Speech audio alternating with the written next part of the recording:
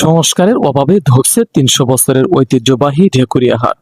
সরকারি কোনো ঘরের নেই চালা। আমাদের সহকর্মী মোহাম্মদ পলাশ শেখের রিপোর্টে থাকছে বিস্তারিত।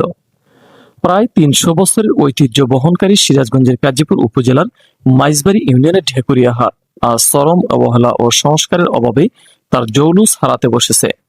হাটের সরকারি সব ঘরই জরাজীর্ণ, কোনো ঘরের টিনের চালা নেই।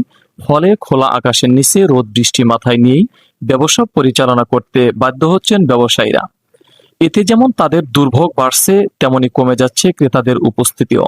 স্থানীয় ইতিহাস ও সংস্কৃতি সংশ্লিষ্ট তথ্য অনুযায়ী অষ্টাদশ শতকের শেষ দিকে যমুনা নদী তীরবর্তী কাজীপুর উপজেলার মাইজবাড়ি ইউনিয়নের ঢেকুরিয়া এলাকায় এ হাটের যাত্রা শুরু হয়।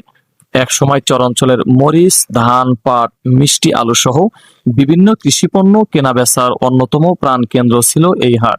বর্তমানে সপ্তাহে রোববার ও বৃহস্পতিবার নিয়মিত হাট বসে। সরজমিনে দেখা যায় সরকারি মার্কেটের প্রায় সব ঘরের চালা উড়ে গেছে বা নষ্ট হয়ে পড়েছে। বৃষ্টি হলেই দোকানের ভেতরে পানি ঢুকে মালামাল ভিজে যায়। কোথাও কোথাও ভাঙ্গা কাঠামো দুর্ঘটনার ঝুঁকিও তৈরি করেছে। অপরদিকে পানি নিষ্কাশনের কার্যকর ব্যবস্থা না থাকায় সামান্য বৃষ্টিতেই হাট জুড়ে জলাবদ্ধতা সৃষ্টি হয়। হাট অফিস ভবনটিও দীর্ঘদিন ধরে সংস্কার না হওয়ায় জরাজীর্ণ অবস্থায় রয়েছে। হাটের ইজাদার ও মাইজবাড়ি ইউনিয়ন বিএনপির সাবেক সভাপতি মোহাম্মদ আব্দুল খালেক বলেন, পুরো হাটের অবকাঠামোই নাজুক অবস্থায় রয়েছে। সরকারি কোনো ঘরের চালা নেই, পানি নিষ্কাশনের ব্যবস্থাও নেই। হাট অফিসটিও দ্রুত সংস্কার প্রয়োজন। হাটে অনেকগুলো সমস্যা, অনেক পুরাতন হাট। হাটে বেশ অনেক বছর আগে উন্নয়নের কাজ হয়েছিল। উন্নয়নগুলো আস্তে আস্তে বিলীন হয়ে গেছে। এখন আমার হাতে পূর্ণাঙ্গ মেরামতের দরকার।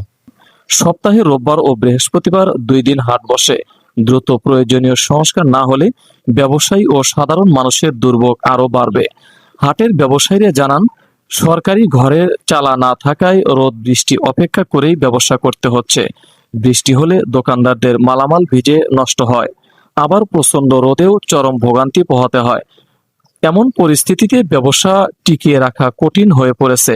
স্থানীয় ব্যবসায়ী ও এলাকাবাসীর দাবি, ঐতিহ্যবাহী ঢেকুরিয়া হাটের অবকাঠামো দ্রুত সংস্কার, সরকারি ঘরগুলোতে নতুন চালা নির্মাণ, কার্যকর পানি নিষ্কাশনের ব্যবস্থা এবং হাট অফিস ভবনের সংস্কার করা হলে ব্যবসা বাণিজ্যের পরিবেশ ফিরে আসবে। একই সঙ্গে বাড়বে ক্রেতাদের উপস্থিতি এবং সরকারের রাজস্ব আদায়ও বৃদ্ধি। ঐতিহ্যবাহী ঢেকুরিয়া বাজার, এখানে সরকারি যতগুলো ঘর আছে, সরকার ঘরগুলো দিছিল জনগণের খুব উপকারের জন্যই, উপকার হয়েছে। এখন বেহাল দশা, আগা ঘরের একটা টিনও নাই। বাইরে পানি পড়ার আগে ঢেকুরিয়া বাজারের ঘরের মধ্যে পানি আগে পড়ে। এখানে অনেক জনগণ আশ্রয় নিছে, বৃষ্টি বাদল হলে ঘরের মধ্যে আশ্রয় নিছে। আর বিশেষ করে মাঝিরা ঘরের মধ্যে দোকানদারি করে, তারপরে এত অসুবিধা হয়েছে যে অসুবিধার কোনো শেষ নাই, তারা দোকানদারি করতে পারে না।